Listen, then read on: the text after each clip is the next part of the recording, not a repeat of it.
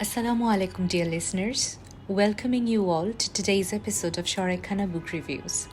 At Sharaikana, we gather to have a good time and feed our souls.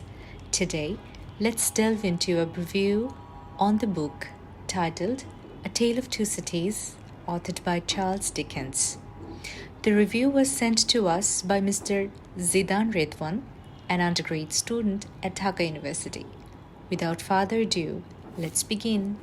An analytic study is necessary to completely understand the complexity of Charles Dickens' famous novel, A Tale of Two Cities, and its impact. An important theme like resurrection can be seen emerging via analysis. As the title indicates, the action of the novel occurs between the cities of Paris and London. Regarding the French Revolution, Dickens spoke in depth of the horrors committed by the revolutionaries, with the Defarge marriage serving as the central focal point. Madame Defarge, motivated by ancestral guilt, sought the head of Charles Darnay, who had lately wed his lifelong love, Lucy Manette.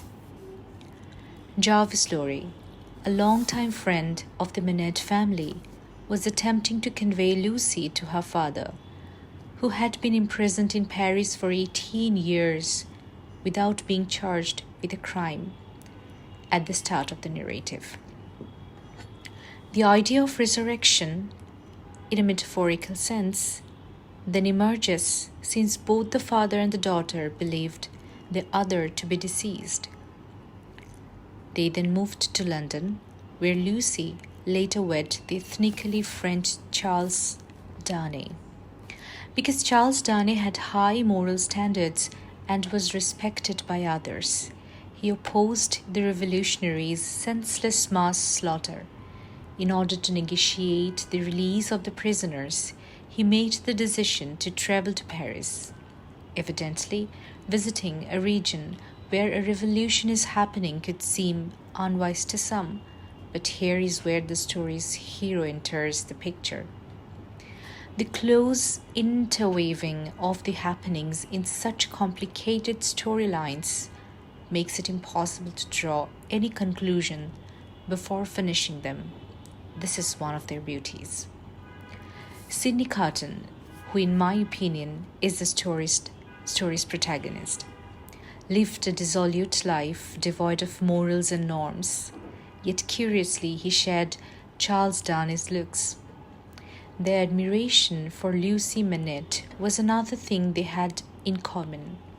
As the plot develops, Sidney Carton speculates that Charles, who was twice imprisoned and twice given the death sentence after being found guilty of betraying his nation of France, couldn't possibly survive after witnessing Lucy's grief over her deceased spouse. He gave his life there in order to start a new life. Even if he doesn't physically succeed in winning Lucy over, she, her husband, and their kids will remember him. Heroes live forever. Carton might look ahead with this hypothetical farewell speech and see a time when those he loves will remember him and treasure his memory. I see that I hold a sanctuary in their hearts and in the hearts of the descendants. The inspirational message brings hope and closure to an otherwise dismal conclusion. Carton lived a challenging and lonely existence, and he passes away in a state very similar to that.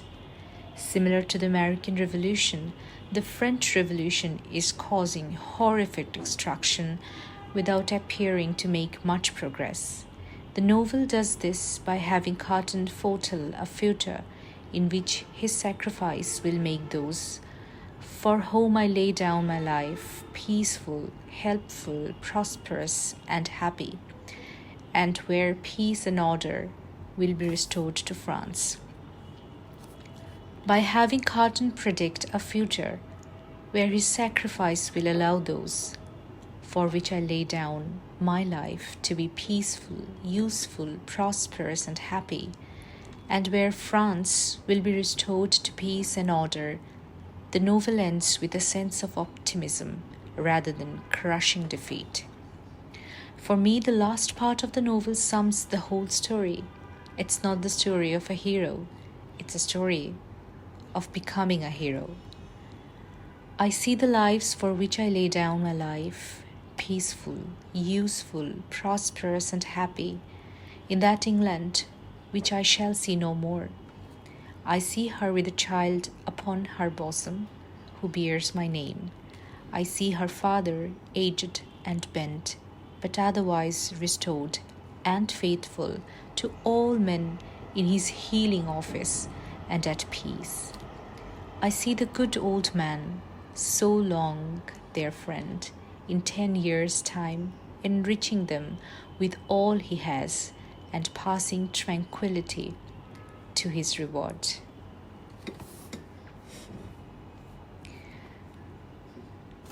And now, to wrap up today, we would like to express the heartfelt gratitude to our audience for their patience and engagement. We hope this content quenches the thirst of your soul for knowledge on the book reviewed, or in the very least piques your interest. We look forward to your valuable opinions and feedback. Saying that, this is your host Tasneema Tori at Shoraikhana, signing off for the day. Stay focused, stay intrigued. Assalamu alaikum.